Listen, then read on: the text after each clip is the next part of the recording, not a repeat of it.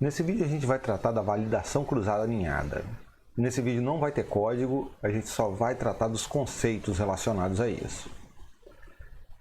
No vídeo anterior a gente viu que utilizar a mesma base para treinar e para testar um algoritmo KNN, um vizinho mais próximo com um vizinho mais próximo, sempre vai dar 100%. Então a gente tem que fazer uma divisão de treino e teste para mitigar esse problema de falta de generalização. Só que só dividir em treino e teste muitas vezes não é suficiente. Vamos observar aqui. Aqui tem um exemplo do que a gente já fez. Imagine que a gente tem todas as amostras e divida em treino e teste. Esse treino e teste nem sempre vai ser aleatório. Por exemplo, se você estiver trabalhando com uma série temporal, você tem que dividir o teste para o final do tempo. Você vai fingir que está no passado e não conhece o futuro para analisar se o seu algoritmo realmente conseguiu prever o que ia acontecer. Para isso, você vai ter que separar como teste uma amostra mais atual do que as amostras do treino.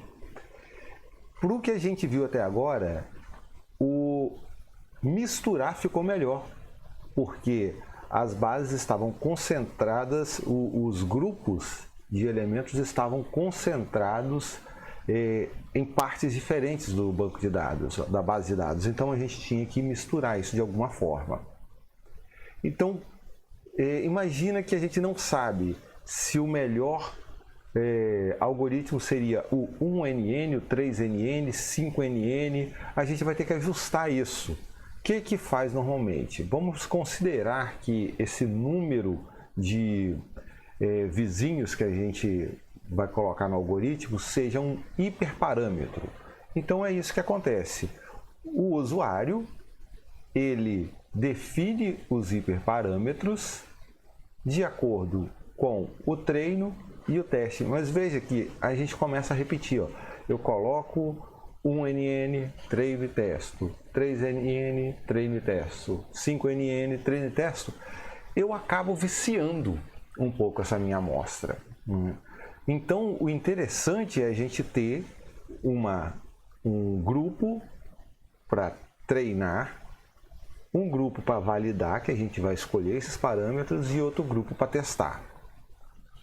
Só que se a gente tem poucos dados, como que a gente faz isso? O mais comum é utilizar a validação cruzada. Existem vários métodos de validação cruzada. A gente está tratando aqui só do cross-fold cross-validation. Você tem um grupo e aí você faz várias rodadas, vários ciclos. E você divide em pastas. Coloca a primeira como teste, todas as outras como treino. E aí depois a segunda como teste, todas as outras como treino, e vai fazendo essas rodadas. Veja que dessa forma também é o usuário que ajusta. O usuário ele vai ajustando para ter a melhor média dessas amostras. Isso pode ser perigoso. Quando a gente faz isso dessa forma, vai ajustando de acordo com o teste, o que acontece é algo assim. Aqui a gente tem, nessa linha vermelha, o limite teórico para uma acurácia de uma base de dados que é simulada, uma base de dados artificial. Aí a gente fez o limite teórico de que ela poderia acertar. Veja que quando a gente faz essa validação, treina, testa, treina, testa, treina, testa, ajusta, ele dá acima do limite teórico. Em outras palavras, isso é bom demais para ser verdade. Não tem... Isso está acima do limite previsto como sendo o melhor possível. Não é o melhor alcançável, mas é o melhor possível teoricamente. E ainda assim ela passa. Então, a gente tem que fazer mais um nível nessa parte. Qual seria esse nível? A gente coloca o treino, a validação e o teste. Então, veja que agora a gente tem outras rodadas e o parâmetro é ajustado automático na validação. A gente tem um grupo de parâmetros, a gente define de antemão qual é esse grupo de parâmetros e o próprio algoritmo vai escolher quais os parâmetros. Tem gente que chama isso de AutoML.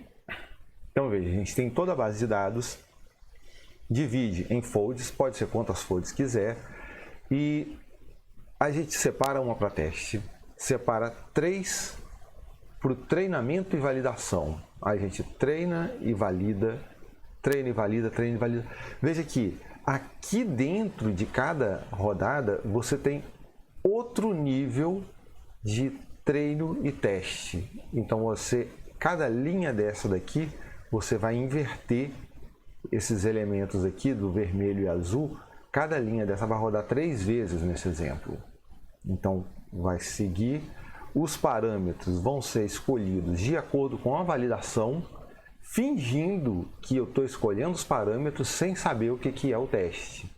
Desse jeito, eu vou diminuir o meu viés, porque toda vez que a gente faz o ajuste, a gente introduz o nosso sentimento na base de dados. A gente tem que evitar fazer isso.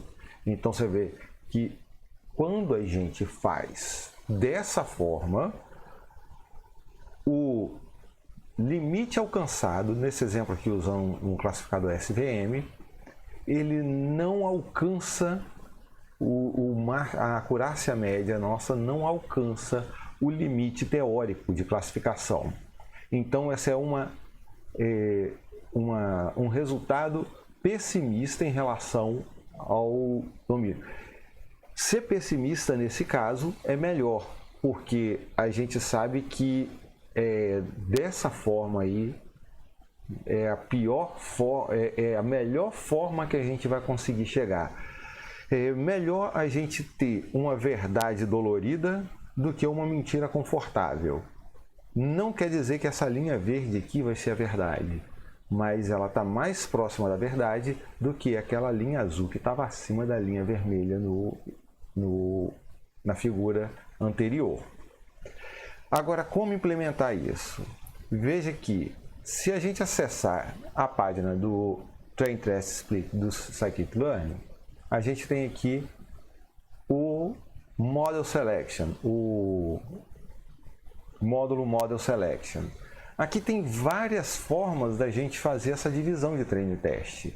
Veja que o que eu falei agora é esse K-fold, mas a gente tem outras. Por exemplo, Leave One Out é um tipo especial de K-fold em que a quantidade de folds é igual à quantidade de elementos da base de treino. Então, você tem o K-fold estratificado, que ele tenta dividir igualmente entre as classes. Vamos supor que a gente tem uma base que tem 90% de positivo e 10% só de negativo. O K-fold stratified, o estratificado, ele vai sempre manter essa proporção de 90 a 10.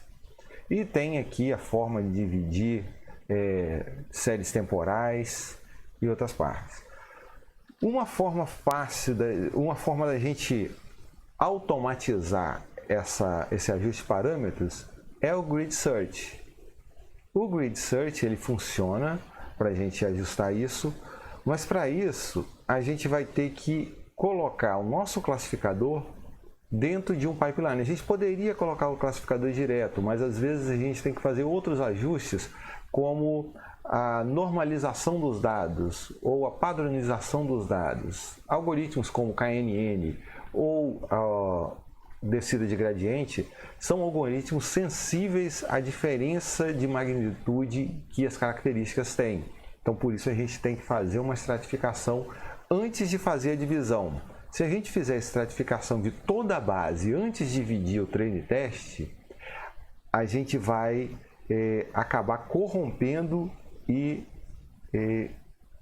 enviesando o resultado. Então a gente tem que dividir em treino e teste, depois a gente tem que fazer estratificação, normalização ou seleção de características e colocar tudo isso dentro de um pipeline, treinar no Grid Search. Então no próximo vídeo a gente vai ver como construir esse pipeline.